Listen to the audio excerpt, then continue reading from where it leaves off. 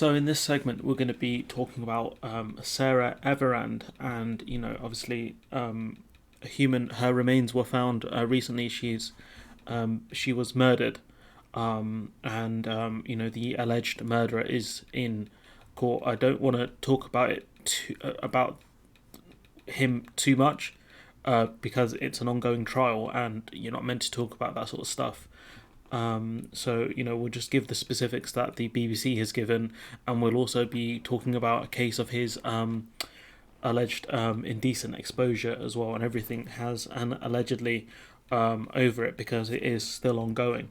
So a Metropolitan Police officer has appeared in court charged with the kidnap and murder of Sarah Everard. Wayne Couzens, 48, was arrested on Tuesday after the 33-year-old disappeared when walking home in Brixton from Clapham in South London last week. Miss Everard was found in an area of woodland in Ashford, Kent, Westminster Magistrates Court has heard. Mr. Couzens wore a grey tracksuit as he appeared for the brief hearing. He appeared to have a red wound on his head and spoke quietly when asked to confirm his name, date of birth and address.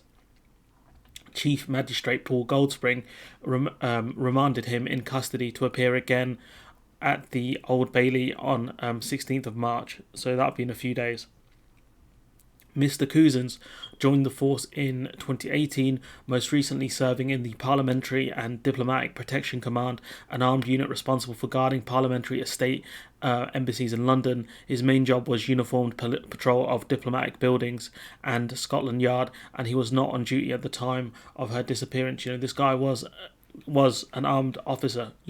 He was in charge of protecting diplomatic buildings, and man, I don't even know what to say.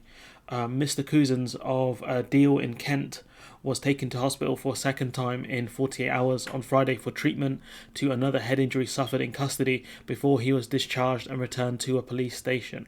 He was previously treated in hospital for a separate head wound on Thursday. So, it's I don't have the knowledge of what I can and talk about within this segment, but we will be talking about his alleged indecent exposure as well. So on February 28th, 3 days before Miss Everard's disappearance, the Met Police received an allegation that Couzens had exposed himself in front of a woman at a fast food restaurant in South London. Despite the complaint, it is understood he continued to work, which is bizarre. Like, surely he should have been suspended whilst pending an investigation. The police watchdog is now investigating the alleged incident and how Couzens' colleagues handled the report. It is said the incident was captured on CCTV and reported by takeaway staff that night. The Sun reports. It's the Sun and the Mail reporting these things, so you do need a pinch of salt. It is claimed the complaint had not reached command level and his colleagues are unlikely to have been aware of the allegation. The Daily Mail has reported the allegation is not related to Miss Everard, so this man indecently exposed himself in front of another random woman in a McDonald's, which is just bizarre, and I don't understand what. It's tough to talk about. I guess I just wanted to do an update about what's going on with this story. I don't have any, and I don't want to offer any solutions because this is not. People talk about solutions and all this stuff when I'm not the person you want offering a solution. This is not a thing that directly impacts me. Not to say that I'm above this because I'm a man, but it's to say that it's like talking to certain people about racism. The people who have never been a victim of racism, they will never get it. I will never feel that kind of fear when I walk outside at night. I live in, not a rough area, but it has a reputation. I've never been afraid when I've walked home, at night, however late it was, because, I'm a guy. The worst thing that will happen to me is I might get punched in the face and robbed. Like, there's a very low chance of me being, raped or anything like that. It's very low, the chances of that. And that's why, if anyone wants to actually, come on the channel and talk about, these issues, any women out there want to come out and talk about this stuff, the channel is more than open to you, because clearly a broader conversation is needed. And this is a conversation like many I cannot offer solutions to. This is not a thing that impacts me. Yes, I want to help, I want to do better, but this is not something I can offer solutions to, because the solutions that I've seen, aren't, some of the responses from this story I've seen are just awful, and I don't want to do that for this channel. This is important. Someone's been murdered, especially by a police officer, a person who's meant to keep us safe, a person who's got a high level within the police department. He's in charge of protecting diplomatic buildings, an armed officer. And, it's going to be very rare, a police officer does such a thing like this. But it opens up a broader conversation of things that men do to, women and other men. Like, people keep talking about the violence done to men, but they miss out the point where it is done by typically other men. It's very rare that you get attacked by a random woman in the street.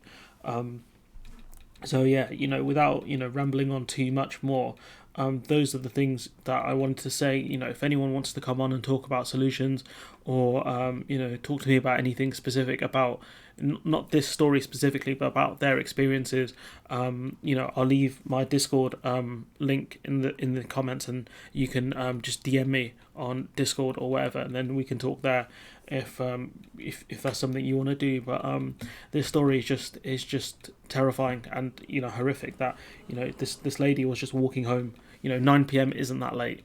9 p.m. isn't that late, and she was killed. And I've seen people offer quote unquote solutions, and I don't fundamentally believe that those will work. A broader conversation, a cultural change is needed. And that's something where I cannot offer solutions. Once again, that is up to other people to offer those solutions. Women to actually talk about their experiences and offer solutions, because it's not it's just something I've not experienced. I don't experience catcalling. It's not just because I'm ugly. It's because I'm a dude. Men don't typically catcall other men. I've never experienced that kind of fear. On occasion I am scared when I walk home if I see a group of people, etc. But I thankfully I've never had anything happen to me like that. And I've read other horrific stories where I see the framing of it, when it happens to women being attacked, etc. And I see some of the sentences that occur from it, and I'm thinking that, wow, nothing has happened here. These people will go on to commit more crimes because they haven't been punished sufficiently. But I am rambling on here. Let me know what you think about this. If I see any comments speaking directly about this case, about guilt or anything like that, I will probably have to delete them, just because it's an ongoing case and stuff like that. So don't talk about this don't talk about this person's guilt or not guilt specifically. But I did see them. They did try to hold a vigil in her honour, Sarah Everard's honour, but the courts didn't allow it because of the COVID rules. So I think once the lockdown ends, that's something that I hope people still do when the chance comes. Anyways, I'm going to leave it there. Let me know what you think in the comments below. I'll leave the Discord link in the description. Let me know what you think in the comments below. Like, comment, share, subscribe, and hopefully I will see you in the next one.